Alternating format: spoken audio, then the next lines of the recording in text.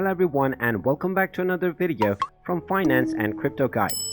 In this video, I'm going to show you how to join the OpenSea Discord server. So let's get started right away.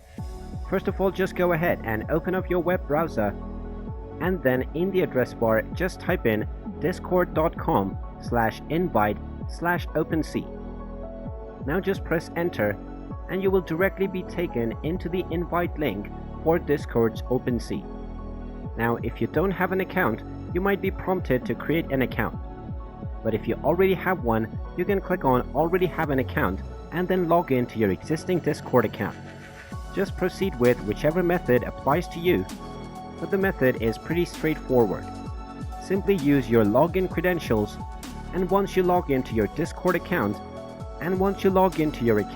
you can simply click on the accept invite button and then verify your identity, and then you will gain access into the OpenSea Discord channel. You can simply go ahead and click on the complete button to complete your verification process, and then you will be able to use OpenSea using the Discord channel. And there you have it. That is how easy it is to join the OpenSea Discord server.